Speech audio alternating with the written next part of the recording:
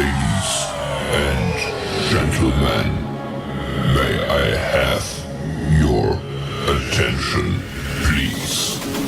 The show starts in 3, 2, 1, go. What is going on, CaneSport, and good morning to you all. It is Zuby Charles joined by Shodell, and thank you for starting your day off with us on Good Morning CaneSport. It is December 19th, and we have a ton of Miami Hurricanes news for you today. First off, Matt, we're going to start with the transfer portal. Big news last night as former Washington State quarterback John Mateer committed to Oklahoma after a lengthy battle with Miami, trying to get him down to Coral Gables, landing their second straight quarterback from Washington State in consecutive years. But the Sooners got it done. Obviously, his quarterback from Washington State is going to be the OC there, and that connection played a big role into it. Miami really tried to get him on campus to kind of get that final say in that recruitment. But as I said, committed to the Sooners last night. Matt, that's kind of been the biggest story in the transfer so far for Miami. Are they going to land another marquee quarterback, or are they going to stick with Emory Williams? Just want to get your thoughts on the situation with Miami missing out on Mateer. Well, thank you for having me on the Zuby Charles show. It's an honor to be on here with you. Miami, they tried, but they had so much to overcome. Oklahoma obviously is, a top program. Mateer already has familiarity with the offense because his coordinator went there. So it was a difficult situation. And if Miami can't outbid somebody and Miami on top of that doesn't have any of its top 5 receivers back from this year, right? Including Elijah Arroyo. I'm including him as a receiver. I know he's a tight end, people. You don't have to yell at me. He's not a receiver. And that's assuming Sam Brown turns pro, as we now expect, and assuming that Isaiah Horton, as we know, is gone into the portal. So, Miami battled to get Isaiah Horton back too. I mean, the whole thing, I said it a while ago, and people who watch this, the poor tortured souls that actually watch this program may remember this. The worst thing that ever happened to Mario Cristobal is the transfer portal. And it's not because he hasn't taken great transfer portal people. He's had some hits and more misses. But regardless of that, he's such a great recruiter of high school talent and bonding with parents. Remember, the transfer portal opens, and there's a very small window. It's not like you've built this relationship over years, which Mario is so good at doing in high school recruiting. You have 4 to 5 days to convince a player legally, right? You can't, there's tampering, but we're going to pretend Mario doesn't tamper because no one tampers, right? You have 4 or 5 days to really form a bond and show that player why you have the right program and offer the same amount of money as somebody else. So really it comes down to money and your personnel. It no longer comes down to, hey, I know you so well. Hey, you've recruited me so hard. Wow, am I comfortable with you? I love you as a person. I think you'll be a great coach for me. It doesn't come down to any of that anymore. It doesn't come down to a long weekend visit at Miami. It doesn't come down to visiting Miami for junior days and coming down for other events. It comes down to 24 hours on campus and money. And that levels the playing field when I've called Mario Cristobal the greatest head coach, the greatest high school recruiting head coach in the country. I still think he is. This negates a lot of that. He can bring in players and then lose them now, right? You saw that with Isaiah Horton. And then when there aren't guys that maybe hit in recruiting, he hasn't shown the same aptitude in the transfer portal as he has in recruiting. This is a more difficult animal to tame. And not that he's any worse than anybody else, but it's just a crapshoot. Am I allowed to say crap? I don't know. Is that considered a curse word? I don't think it is anymore. Back in my day, people were like, don't say that, and they wash your mouth out with soap. It's a crapshoot. And you lose a guy like John Mateer, who really you were battling from behind anyway. To me, at this point, Plan B should be Plan 0. I'm waiting until the second transfer portal at this point. I don't need Fernando Mendoza. I don't need the Duke quarterback, which would be embarrassing to take him. I don't see anyone in the portal right now, a quarterback that excites me. I would just wait. If I'm Mario Cristobal, I don't throw $1 million at some no-name to compete with Emory Williams. I wait till the second window, and I hope something comes up. That's me. I also, and I posted this on the board a few days ago, I understand Cam Ward wants to play in the bowl game. I get it.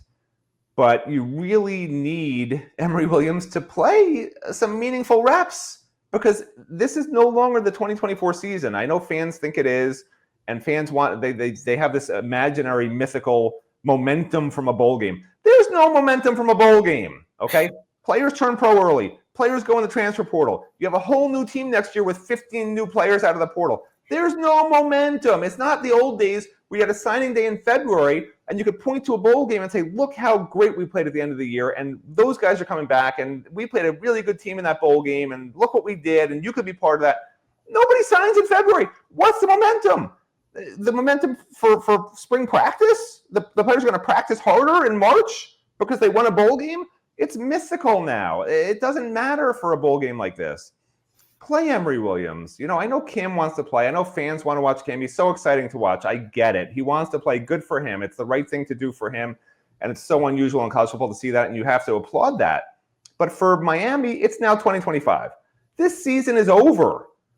And guess what? If Emory has a great bowl game, that could create momentum in the second transfer portal window when you're trying to get another top receiver, right? When you're trying to get some other pieces on the offensive line, maybe. You don't know what's going in the portal at that point. And you can point to that bowl game then and say, Emory threw for 400 yards against a really good Iowa State secondary. He's going to be the next great quarterback. Come join us at Miami, right? Now, will it help you land a portal quarterback in the second window? No. But guess what? If Emory's terrible in the bowl game, that tells you something too. It tells you, oh my gosh, we need another quarterback in the second portal window, and we're going to get one and do whatever it takes. And then you can sell that quarterback at, look, Emory, we tried to give him an opportunity and he doesn't look real good and you're going to be the guy, right? So either way, it's a win-win. Either you have a great quarterback in Emory Williams who looks amazing and will bring in some receiving talent in the second window, or he doesn't look good and you can grab a really top-tier quarterback in the second portal window at that point, hopefully, because magical things can happen behind the scenes, people, okay? To me, at this point, it's all about the quarterback because, the whole Mario Cristobal thing is, and I used to hate it, he brings in these depth guys in the portal who can compete to start, right? And it made me crazy. But now there's no more 85 limit in the ACC. So if Mario's not using the portal anymore to replace scholarship guys that are freshmen, I have much less problem with that now than I did at this time last year. So when you see him take a senior who's like just another guy, it doesn't upset me as much, okay? I really have no problem with it because as long as you're still taking your 20 to 25 freshmen that you're going to take anyway, it's not costing you a number anymore because the ACC is going to be at 105, the SEC will be at 85. I know it costs the program more money in scholarships and the NIL money to get all these players, whatever, but if they want to do that, I don't have as much of a problem with that. The only issue I will have with that is if you're taking, 10 just another portal guys for depth reasons, and you could have used that $1 million those 10 guys cost in total to maybe put it towards, a top tier receiver, quarterback, cornerback, like whatever it may be. And, I'm not going to run down the whole list of the portal happenings or whatever. Everyone knows who's committed to Miami at this point. And they're borderline free agents, the two commits from yesterday and the day before. But, it's just hard to gauge them because, you look at the DB and you say, oh my gosh, his film, he's always on top of the receiver and playing safety, no less, hits hard, et cetera, et cetera. When I look at him, and I'm talking about Poyser, when I look at him, he's not the biggest guy, right? Like, does he hit hard? Yes. Does he cover really well? Yes. But he's covering guys that are pretty slow. That's why they were playing at that level against him, right? And CJ, you see the exact same thing, right? CJ dominated at Liberty at a lower level, goes to LSU, and if I'm not mistaken, I think he was their fourth leading receiver this year. And, his agent was like, oh, well, they didn't run him on deep routes. You can't convince me that LSU intentionally tried to make their star receiver portal addition not play well. Like, they didn't want to do what they thought was best for their team with CJ Daniels. So I'm not really buying that. So that's why I say borderline free agents. They both had outstanding seasons at lower level teams. One of them did not do great at a higher level team, LSU, and the other one is going to try and convert his talent from the lower level to Miami. Like, I'm not like, my free agent is always going to be a guy who's at a major program already and successful at a major program already. That's my definition of free agent. So people on the board saying, oh, are they both free agents? Like, to me, they're not.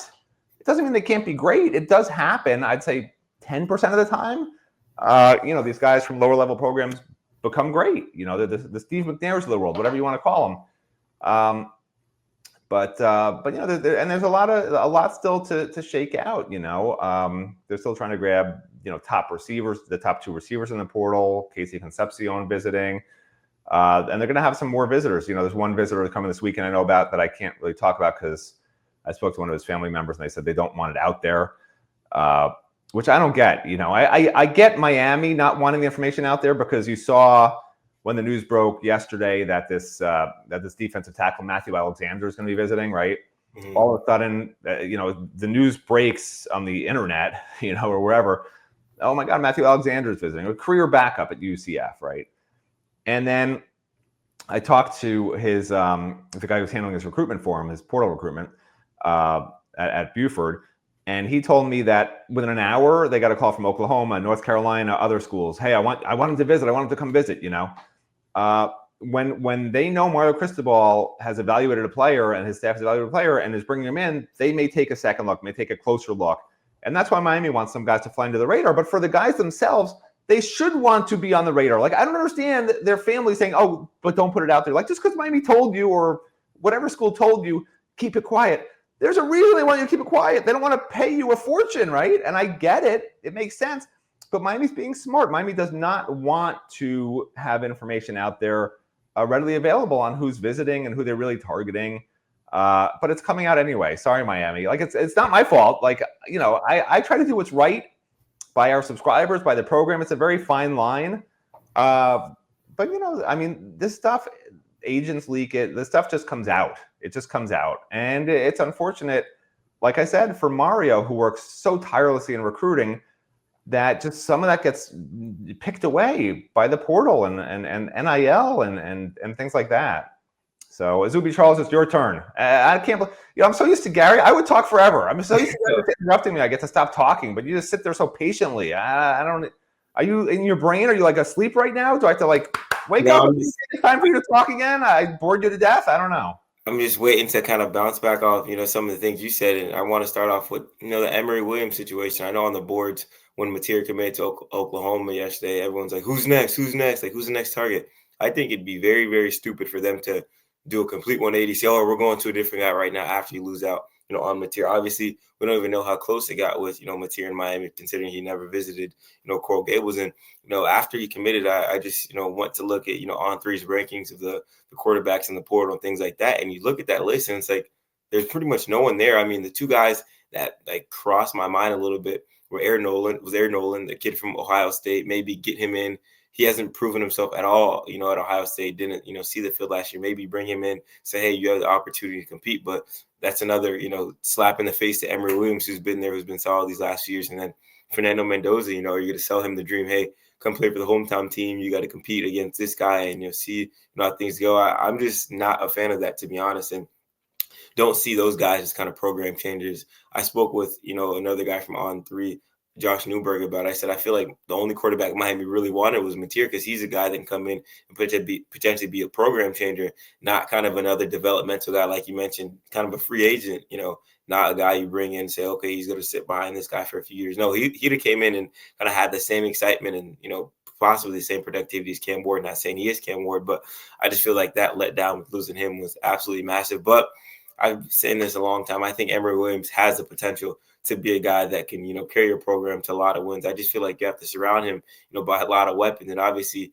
CJ Daniels didn't have the best year at LSU, but still a talented guy. And a guy Miami really liked, during the last portal cycle, like you mentioned, Casey Concepcion, a guy they're bringing on campus for a visit. Zachariah Branch from USC, nothing's been made official, but he's another talented slot receiver. And, even the young guys, I know JoJo Trader, Nikar, Chance Robinson didn't really have the chance to prove themselves last year with the level of wide receivers in that room. But hey, what's it, what wouldn't kill you to give those guys a shot in the spring? And like you mentioned, in that second portal window, hope for something to land. So I'm not really, on the side of, the sky's falling. Miami's going, 6-6 next year. See if we get Mateer. I'm a fan of Emory Williams. He beat Clemson at, Hard Rock Stadium, his freshman year. And then obviously the game against Florida State where he had them in to the very end. So I'm going to be, if Emory Williams has one fan, it's going to be me. If he has a million, I'll be a part of that million. So I'm rocking with my guy, Emory Williams. And kind of want to ask you about, another receiver target that slipped away, Eric Rivers, the young man from FIU, committed to Georgia Tech last night as well. And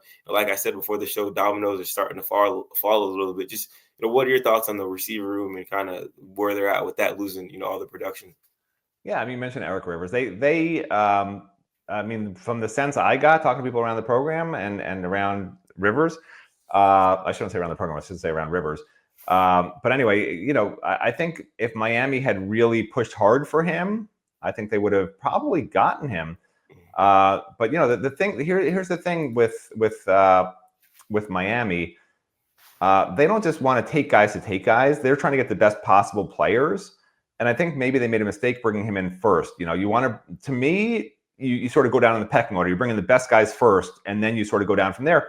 The problem was they had a visit set up with Concepcion, and he canceled it, and now he just rescheduled it. He arrived last night. But that's the optimal way to do it. So now Rivers comes in, and they're like, okay, we really like you, but let's just wait a little bit. It's called slow playing, right? And now, like, if you don't get Concepcion, if you don't get Singleton, you don't get these other guys, really just those two, now Rivers is gone, and now what do you do, right? So, the USC guy I think would be great, but there's no indication yet that Branch is definitely visiting. I think they're certainly going to be chasing him. I mean, outstanding returner, really good slot receiver, outside speed receiver. So, but outside of that, a lot of this is still to be determined. Mario, the other thing with Mario, and you see it with his coaching situations, right? His coaching hires, everyone wants to know what's happening with Lance Guidry.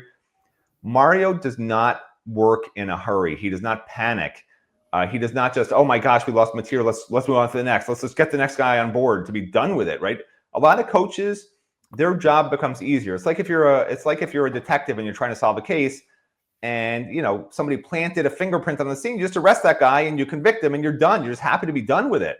You don't want to be running around. Hey, could it be fraud? Who else were the enemies? Interviewing neighbors. Yeah, a lot of work to be done.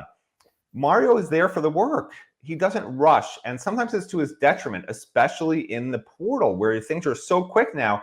They shortened the portal window, right? Because the dead period starts, believe it or not, on Sunday night. As dumb as the NCAA is, having the portal period coincide with, heading into the playoffs and the bowl game, they also have a dead period where transfer portal people actually can't even visit if they want to go in the portal. So hypothetically, the dead period starts on Sunday, okay? And the portal closes the following Saturday, which is still during the dead period. So hypothetically, the NCAA said, hey, player X, Y, and Z, you can go into the transfer portal on December 24th, right? Because the portal's open, but you can't take any visits, and then the portal closes, right? And you need to enroll somewhere in January. Like, if you want to play in the spring, you have to enroll in January. It makes no sense what the NCAA is doing. They're just trying to avoid litigation and not doing what's best for fans and everybody else, programs in particular, and even student athletes in this case. But so you're asking about wide receiver, and there's a bunch of options. But again, they got one guy, right? CJ Daniels. They're going to probably need to get two more. I'm thinking. I mean, I personally think JoJo Trader, Nikar, even some of the true freshmen have so much talent that I'm not overly concerned about it. And I by the way, I do agree with you. Everything I've heard about Emory Williams is he's going to be outstanding, but he's not a running quarterback, right? I know everyone wants the exciting Cam Ward running quarterback. This is the guy who's going to stand in the pocket and sling the ball around a little bit. But when you do that, you need receivers to be open, right? You can't. He's not a guy who's going to create. I mean, he has mobility, but he's not a guy who's going to be able to create extra time with his legs so his players can go into that free agent mode and run their own, run the Cam Ward offense, not the Shannon Dawson offense, right? He's not going to be running the Emory Williams offense. He'll be running the actual Shannon Dawson offense. And by the way, I would not be shocked if Shannon Dawson is trying to find his way the hell out of Miami right now and get some sort of head coaching job somewhere, or I don't know what else. Because if you're Shannon Dawson, you're rebuilding the entire offense. Yeah. Your top tight end's gone. Your top top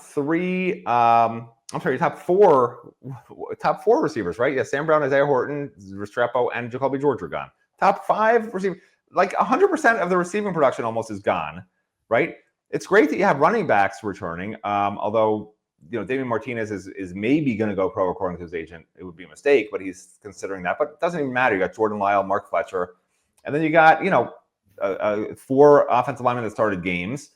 You need to find a center in the portal, which Miami's trying to do right now.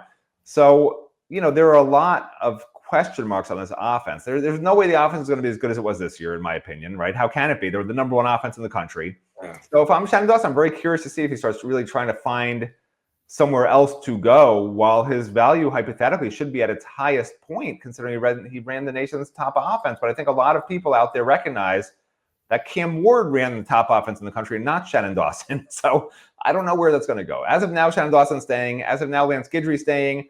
Will that remain the case? I honestly wish I could give you the answers. I know fans do not want Lance Guidry back. But again, Mario moves very slowly with these things. So receiver, they got Stribling is another guy to keep an eye on. He's going to come in this weekend. They're making a big push. You guys can look at our tracker. I mean, there's a bunch of guys on the radar that Miami's trying to, potentially get down here in Coral Gables, and but to be determined who actually winds up picking to come here, because believe it or not, there's other programs in the country besides Miami that want some of these guys, and if there weren't, it's probably a problem, right? Yeah, would it be the free agent, Matt Eisen?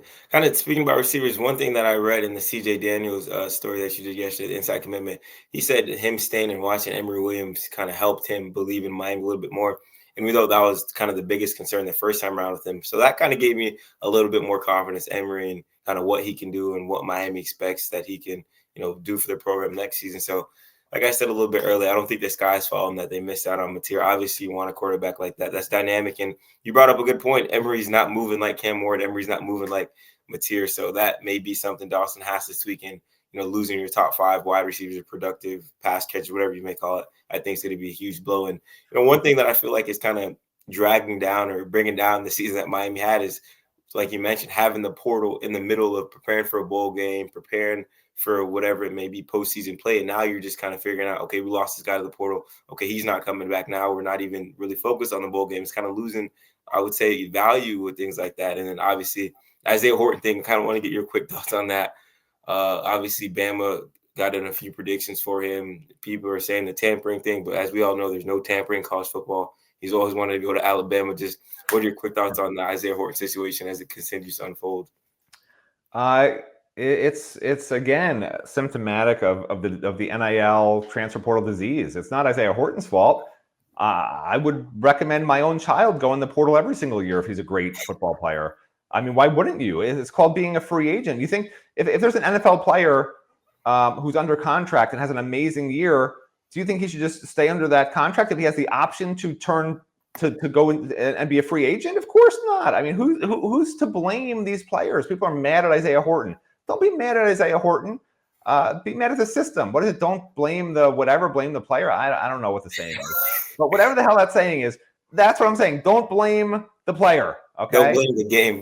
No. I think it might be flipped or something. Whatever it is. But look, they did try to keep him. The problem is the market for NCAA football players has gone up more than inflation in the United States. It's gone up more than inflation in name a country with really bad inflation. I don't know. So I'll give you an example. Mozambique. My brother lived in Mozambique for years, and he gave me $1 billion. It's downstairs. He gave me $1 billion bill. It's actual currency in Mozambique that he used, and he brought it home so I could have it. I framed it. It's $1 billion bill because that's how bad the inflation was in Mozambique while he was there. But that's the point. If you're, and I know Mario Cristobal, I don't know if he does this, but I'm guessing he does, and I'm guessing other coaches do too. I'm guessing they have a budget, right? That they have this much money for this position, this much money for that position. And yeah, you can go above or below it depending on who the player is, but you're gaming out, here's how much my pot of money is for this NIL cycle, and here's how I want to spend it, right? And whatever numbers he put out or thought of, or other coaches at other schools thought of, it's gone above that. Because some of these schools act like there is no fiscal responsibility in college football anymore. And it's honestly, it's a little bit of a disaster for college football, not for Miami, but for college football in general. Because at some point, this needs to come down to earth, be ratcheted in, a salary cap of some kind, something. Because otherwise, it's just not an even playing field for anybody other than maybe 10 teams, 20 teams in the entire country. And now we're lucky Miami happens to be one of them. But if you're doing a pecking order of who has the most money to who has the least, and I was thinking about this actually yesterday, I would love to see a correlation of, and we're not going to have it because it's not public, but who spent the most money on NIL, okay, in the portal I'm talking about, not the whole team, in the portal, who spent the most money on NIL in the portal, and what their season record was that year, right? I think it would be really interesting. I think there's a correlation between the teams that spent the most money having the better records. I honestly think that's true based on just the teams that I saw get the free agents last year, the Cam Wards of the world. Because guess what? 10 wins is not a bad season for Miami based on where they came from, right? And without Cam Ward, they're winning 8 games probably. Not that Emory Williams is so bad, but I think he probably wasn't ready this year. He'll be ready next year, hopefully. So, I don't love that Horton left. Obviously, I thought he should have started the whole year over Sam Brown. I made no bones about it on this show every day. I'm like, why isn't Isaiah Horton starting? I mean, he's so good. And now we'll never get to see him be the featured receiver. I think he wound up starting a couple of games last year. And, I hope the best for him. But you don't want to see him like have a 1,500-yard season and go in the first round. Then it's like, what the hell, right? So I have mixed feelings about it. Yeah, second year in a row, Miami losing, a guy with high potential to an SEC team. We saw that with Kobe Young, last year Georgia, and now this year with Isaiah Horton. Never want to see it happen, like you mentioned. Obviously, you want to wish the best for him, but you don't want to see him go to Alabama breaking records along Ryan Williams. So I feel like with this portal, so many different things are factoring into these kids' decisions. Like you mentioned, I'm going to start calling you Billionaire Matt because you're Billionaire Mozambique now. Maybe you kind of start. That's true. I am a billionaire. That's right. So hopefully, Miami finds a billionaire, another one to kind of up these NIL deals. And obviously, I don't think that's the only reason that, Miami's losing some of these recruiting battles. I think, like you mentioned, they're up there with those top 10 to 15 teams in the country that can provide whatever they can to these top prospects. But a lot of crazy stuff is happening in this portal. And we haven't even really talked about the defensive side of the ball because obviously we know those areas and needs on the defense, cornerback, they got a safety, defensive line, maybe even linebacker. So a lot of movement still going on in the portal. Been crazy so far. We've seen guys leave. We've seen guys come in. So, Matt, just want to get your quick thoughts on defense. Obviously, we know defensive line and cornerback are the two positions needs before we wrap it up. Just your quick hitters on the defensive side of the ball for portals and your thoughts of it. Yeah, I mean, it's guys like Takario. Am I saying his name right? I can't even say his first name. It's guys like I'm going to try to pronounce it correctly. Takario Davis, right? Late first round pick, early second round pick, probably mid second round pick, and he's in the transfer portal. If you give him enough money, he might come back to college for 1 year, right? But guys like that, those are the guys that are difference makers. And as you go through our list on the website, and there's too many to name, but as you go through the list of guys that they're targeting that have already visited, whatever, or that will be visiting also, I don't see a lot of like guys where you're like, man, that guy will be the answer on defense, who will be a big time player.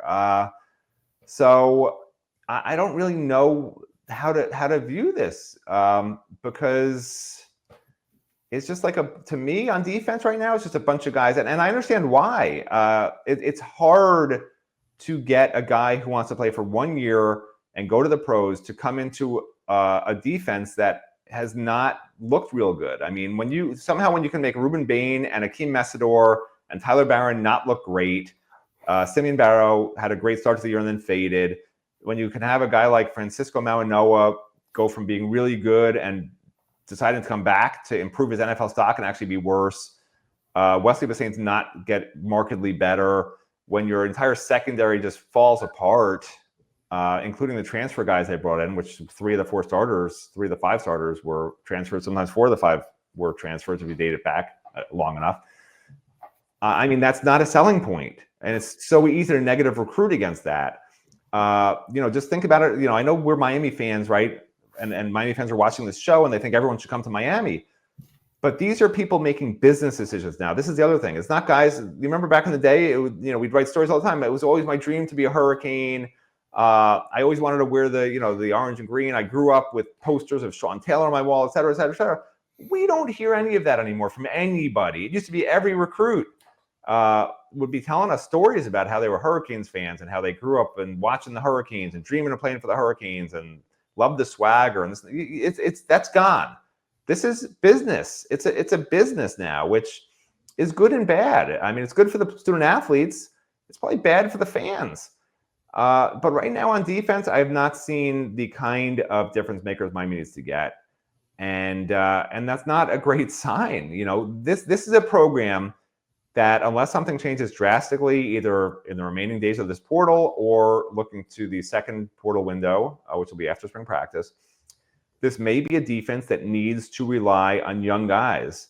And you know what? That's okay, because if Mario recruited as well as we think he can recruit, and if they actually can develop guys, which again, the portal guys are preventing us from seeing that, right? Because half the team that started this year were transfer portal additions, whether it was in the last cycle, the cycle before that. They were transfer portal guys, half of the starting team for the Miami Hurricanes. So you didn't see a lot of these young guys. But next year they might not have a choice. You might have a Popo Aguirre. You might have a Zaquan Patterson. You might have Justin Scott. These guys who have not played much at all are going to be the next man up, hypothetically, as your starters, right? They may need to be, you know, a Bobby Pruitt.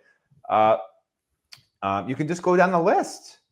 And that may have to be the Miami Hurricanes defense in 2025. And you know what? Maybe that's not the worst thing in the world, because how much worse can it be from what we saw in the ACC portion of the schedule last year? I mean, it can't be much worse. So I'm hoping somehow, whether it's Lance Guidry or somebody else, coach these guys up. You know, I did a poll on the site yesterday. I said, and this was in the morning yesterday. Okay, I said, would you rather have, and this was not a correlation, but I said, would you rather have, if you can only have one of these two, would you rather have John Mateer and outbid Oklahoma and get John Mateer, or would you rather have a new defensive coordinator? And it was remarkably split in the responses. And my personal response was, I'm keeping Lance Guidry, because if you have the best players, and I know this because I covered the team when Larry Coker was the coach, okay? If you have the best players in the country or the best players in the conference, even with a coach that's not particularly good, and I'm not saying Lance Guidry is not good, I'm just saying if that was the case, if you have a coach that's not good and you have great players, you will still do just fine. You will win games. You will be dominant enough times to make difference-making plays. If you have a great coach, a great defense coordinator, and very average to below average players, that defense coordinator will not do particularly well. And you will lose games, and you will have busts, and you will have breakdowns, and you'll have guys get beat one-on-one down the field. So I'm taking the talent. I'm taking the talent over the coordinator, and these young guys have to have the talent. If Miami recruited all these top 10 classes for 2 years, right, then those guys should be good enough. And if they're not good enough, and if you didn't coach them up correctly, and they're not good and ready next year, then when are they going to be ready? So, let those guys play. And you know what? If they suck, and if you suck, then it's time to freaking move on. We need to find out if these young guys are ready, if you can't grab the top portal guys. I don't want just average guys from minor programs coming in and being the starters. And, I don't need Marley Cook playing 400 reps a season. I want to see difference-making players who play the majority of games and just freaking kill it, man, like in the old days.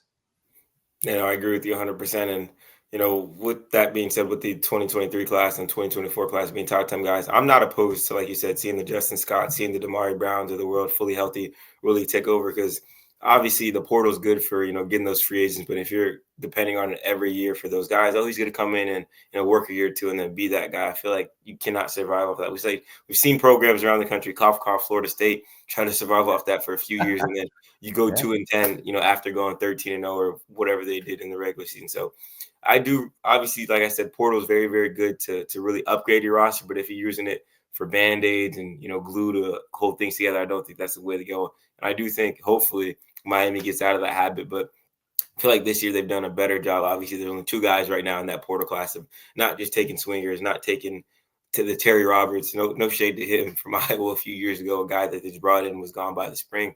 You need to bring in those guys you think can make an instant impact. And I think hopefully we'll see that over the next, few days. And, one thing I also wanted to add on before we close out the show this morning that you mentioned, Mario Cristobal is known for those long-lasting relationships. And we always hear with those guys, with Dennis Smith, while the coach is a marathon, not a sprint. Now you're going to have to put on your 100-meter shoes and sprint because, these transfer portal windows are very odd, like you mentioned, closed, you can't visit, dead period, all that thing. So we'll really have to see. This weekend's going to be really telling of, where this team stands heading in the spring. And obviously we're excited to see and excited to cover. So make sure to stay tuned with CaneSport.com. That's all that we have for this morning. And one more thing is, by the way, playoff teams, those players can go into the portal up to 5 days after the season ends. So it's not like these are the only portal guys, right? Those guys aren't going in the portal because they want to win a national championship. So there's going to be a bunch of teams, 12 teams out there who might have some really top players that wind up going in the portal. I meant to mention that earlier. So, that's a possibility too. Sorry, Zuby, I didn't mean to ruin your closing statements there. Thank you for tuning in to the Zuby Charles Show. Let's have a great day, everybody. Is that what you're going to say?